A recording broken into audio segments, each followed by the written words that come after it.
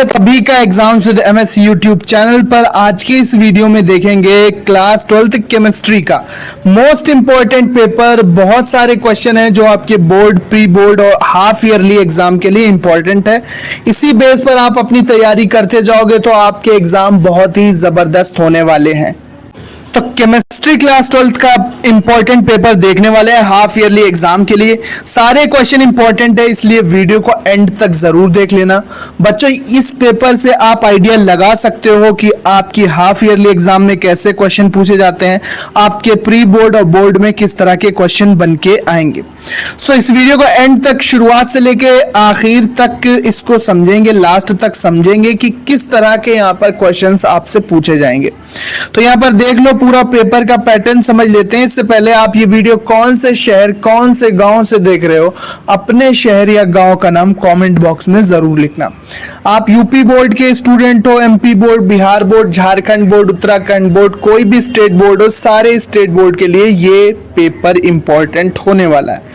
तो समय 3 घंटे 15 मिनट आपको मिलेंगे। पूर्णांक 70 नंबर का पेपर होता है, 30 नंबर का प्रैक्टिकल वर्क होता है। इसके बाद देखो 15 मिनट पेपर को पढ़ने के लिए दिए जाएंगे। सभी प्रश्न करना अनिवार्य है।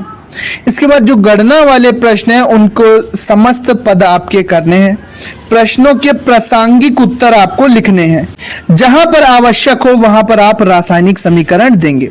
सबसे पहले 5 से 6 बहुविकल्पीय प्रश्न पूछे जाते हैं। तो गोल्ड यानी CCP चालक में क्रिस्टलित होता है। प्रत्येक गोल्ड परमाणु के निकटतम कितने पड़ोसी परमाणुओं से घिरा होगा? 6, 8, 10 या 12।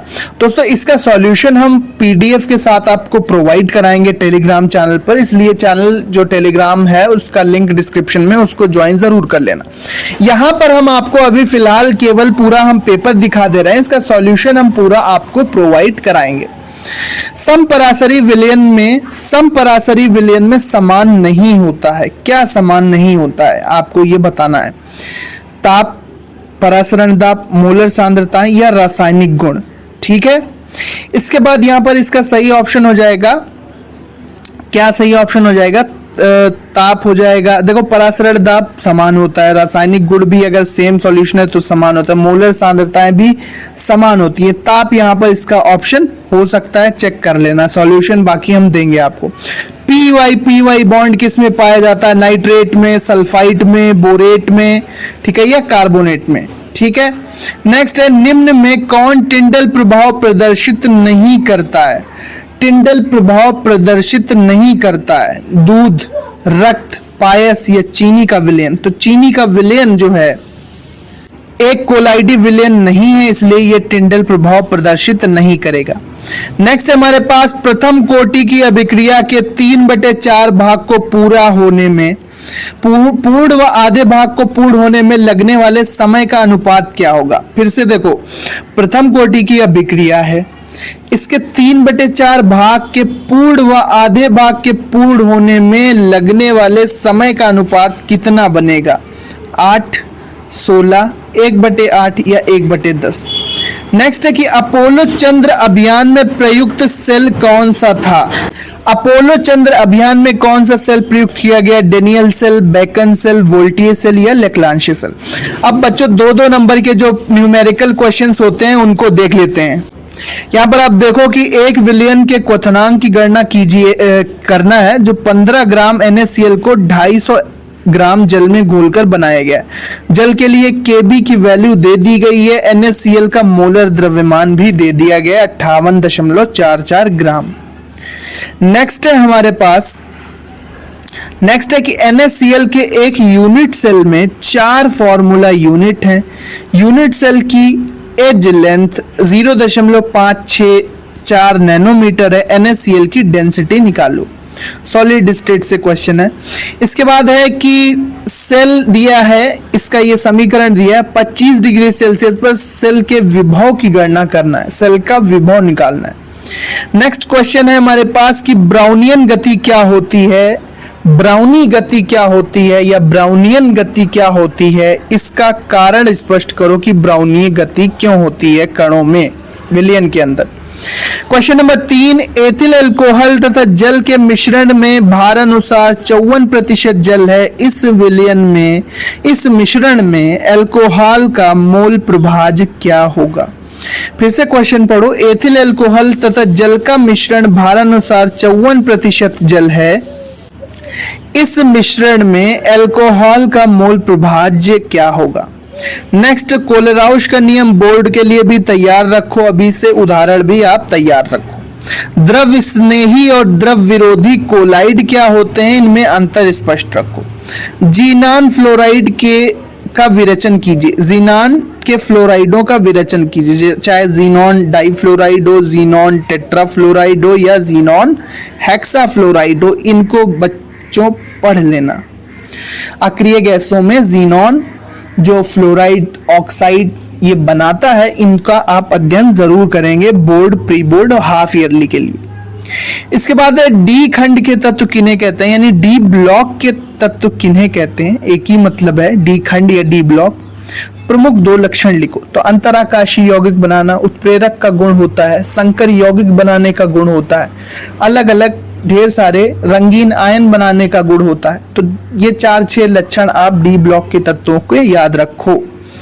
आयोडोफॉर्म बनाने का रासायनिक समीकरण लिखो तथा कार्बिल अमीन अभिक्रिया का रासायनिक समीकरण दीजिए। तो ये इस क्वेश्चन में देखो 2 चीजें पूछ ली गई, आयोडोफॉर्म बनाने का रासायनिक समीकरण और कार्बिल अमीन अभिक्रिया का रासायनिक समीकरण। नेक्स्ट है हमारे पास प्रोटीन का स्रोत क्या है, हमारे शरीर में प्रोटीन के कार्य क्या है। तो प्रोटीन के कार्य होते हैं हमारे सेल्स में होने वाली टूट फूट की मरम्मत करना और शरीर की वृद्धि करना, मसल्स का निर्माण करना, पेशियों का निर्माण करना। स्रोत क्या होंगे, शाकाहारी स्रोत में दाल हो गई, इसके बाद पनीर हो गया, ये स्रोत मुख्य हैं प्रोटीन के। नॉन वेज में अगर बात करें तो मांस, मछली, ठीक है, अंडा, ये सभी प्रोटीन के स्रोत होते हैं। नेक्स्ट हमारा मोनोसैकेराइड, डाइसैकेराइड और पॉलीसैकेराइड से आप क्या समझते हैं, उदाहरण देकर समझाओ भैया। ये क्वेश्चन बोर्ड के लिए भी इंपॉर्टेंट है, अभी से समझ लो कि मोनोसैकेराइड क्या है, डाइसैकेराइड क्या है, ट्राइसैकेराइड क्या है। तो मोनोसैकेराइड सबसे छोटे कार्बोहाइड्रेट होते हैं। अगर डाइसैकेराइड का जल अपघटन कराने पर 2 मोनोसैकेराइड मिलते हैं तो उसे डाइसैकेराइड कहते हैं। पॉलीसैकेराइड में ढेर सारे मोनोसैकेराइड टूट के बनते हैं। ट्राइसैकेराइड क्या होगा, जिसका जल अपघटन कराने पर 3 अणु बनते हैं मोनोसैकेराइड्स के, उसे ट्राइसैकेराइड्स कहते हैं। तो इसको अच्छे से आप पढ़ेंगे। नेक्स्ट है कि किसी अभिक्रिया की दहलीज ऊर्जा तथा सक्रियण ऊर्जा से आप क्या समझते हैं, विभिन्न अभिक्रियाओं के भिन्न भिन्न वेग पर क्यों संपन्न होती हैं। तो यहाँ पे मुख्यतः दहलीज ऊर्जा और सक्रियण ऊर्जा की परिभाषा पूछी गई है। इसके बाद ये कारण आपसे पूछा गया है कि विभिन्न अभिक्रियाएं भिन्न भिन्न वेग यानी अलग अलग वेलोसिटी, अलग अलग स्पीड से क्यों संपन्न होती हैं। इसके बाद यहाँ पर बच्चों देखो आपसे फिर से प्रश्न पूछा गया है कि रासायनिक समीकरण देते हुए स्पष्ट कीजिए कि एथिल ब्रोमाइड से निम्न यौगिक कैसे बनेंगे। एथिल अल्कोहल, एसिटिक अम्ल, नॉर्मल ब्यूटेन और मेथेन। तो एथिल ब्रोमाइड क्या है, C2H5Br से यहाँ पर आप कन्वर्जन करेंगे तो सिंपल रासायनिक अभिक्रियाएं आपका बेसिक क्लियर होगा। तो ये रासायनिक अभिक्रियाएं आप आराम से कर लोगे। निम्न यौगिकों का सूत्र लिखिए, calcium hexacyanoferrate, potassium ethylene डाइअमीन टेट्राएसीटेट ferret. तो ये संकर यौगिकों के IUPAC नामकरण से यहाँ से नाम से सूत्र पूछ लिया गया। इसके बाद यहाँ पर देखो पोटेशियम हेक्सासाइनोफेरेट और क्या हो जाएगा यहाँ पर पोटेशियम हेक्सासाइनोफेरेट और क्या यहाँ पर हो जाएगा टेट्राएमाइनो क्यूप्रेट, ठीक है, टेट्राएमिनो कॉपर सेकेंड सल्फेट, इसका ये नाम हो जाएगा टेट्राएमिनो कॉपर सेकेंड सल्फेट। और इसका क्या हो जाएगा पोटेशियम हेक्सासाइनोफेरेट। इसी तरह से अगला प्रश्न है कि स्पष्ट कीजिए कि बढ़ते परमाणु क्रमांक के साथ प्रथम पंक्ति संक्रमण तत्वों के प्रथम अर्धभाग में +2 अवस्था किस प्रकार अधिक से अधिक स्थायी होती जाती है। तो ये आपको स्पष्ट करना है कि भैया जो प्रथम पंक्ति के संक्रमण तत्व हैं स्कैंडियम से जिंक तक, ठीक है, कॉपर जिंक। स्कैंडियम से जिंक तक प्रथम अर्धभाग में +2 ऑक्सीकरण अवस्था किस प्रकार अधिक से अधिक स्थायी होती जाती है, यह घटना आपको स्पष्ट करना है। इसके बाद प्रयोगशाला में फास्फीन बनाने की विधि का सचित्र वर्णन करना है, फास्फीन गैस बनाने का। और फास्फीन गैस जो PH3 गैस बनती है, फास्फीन गैस, ठीक है, PH3, इसकी आप फिर निम्न से अभिक्रिया कराएंगे, किससे? Cl2 से, CuSO4 से और AgNO3 से। नहीं आता ये क्वेश्चन तो ये आप कार्बनिक अभिक्रिया में ABCDE को पहचानना है, इनका नाम सूत्र। देखो भैया यहाँ पे Mg ईथर से एथिल ब्रोमाइड की रिएक्शन कराएंगे तो MgBr यहाँ पे बीच में आ जाएगा, ग्रिग्नार्ड रिएजेंट बन जाएगा, ठीक है, एथिल मैग्नीशियम ब्रोमाइड बन जाएगा। अल्कोहल से रिएक्शन कराएंगे तो उस हिसाब से टूट जाएगा, फिर Cl2 से कराएंगे तो उसी हिसाब का। ये सिंपल अभिक्रियाएं हैं, ये आप अगर जानते हो तो जानते हो, अगर आप नहीं जानते हो तो आपको नहीं समझ में आएगा, ठीक है। तो Cl2 से कराएंगे तो जो C प्रोडक्ट मिलेगा, फिर उसका KOH जलीय विलेन के साथ जल अपघटन करा देंगे तो DE मिल जाएगा, ठीक है, किधर है, D मिल जाएगा। और D को फिर PCl5 से पोटेशियम फास्फोरस पेंटाक्लोराइड से रिएक्ट करा दोगे तो E मिल जाएगा। सिंपल रिएक्शन है, आप चेक करोगे, अपनी बुक के हिसाब से सॉल्व करो। बाकी हम इसका PDF आपको पूरा सॉल्यूशन का, और हो सकेगा तो वीडियो भी हम आपको प्रोवाइड कराएंगे। नेक्स्ट है क्वेश्चन हमारे पास कि क्या होता है जब केवल रासायनिक समीकरण देना। ये क्वेश्चन भाई बहुत इंपॉर्टेंट है, इसको अभी से तैयार करो ताकि आपको बाद में कोई मुश्किल ना आए। अम्लीय KMnO4 में H2S की क्रिया कराते हैं, हाइड्रोजन सल्फाइड की अभिक्रिया कराते हैं, किसमें? अम्लीय KMnO4 में। तो क्या रासायनिक समीकरण बनेगी, ये लिखना होता है, और मुख्य उत्पाद और मुख्य अभिकर्मक के नीचे नाम लिख देना बस। फास्फोरस को NaOH के साथ वायु की अनुपस्थिति में गर्म करते हैं। अगला है ठंडे तथा तनु NaOH विलयन में क्लोरीन प्रवाहित करते हैं। अमोनिया की अधिकता में Cl2 से क्रिया कराते हैं।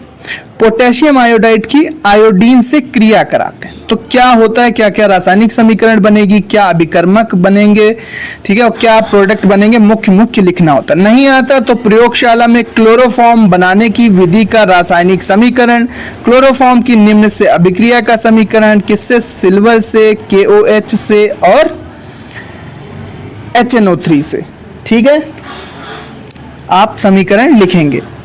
नेक्स्ट है हमारे पास क्वेश्चन कि हेलो एल्केन और हेलो एरीन क्या है, इन्हें किस प्रकार वर्गीकृत किया जाता है, उदाहरण देकर स्पष्ट करो। मार्कोनी-काफ का नियम समझाओ। हेलो एल्केन हेलो एरीन की परिभाषा लिखेंगे, उदाहरण लिखेंगे।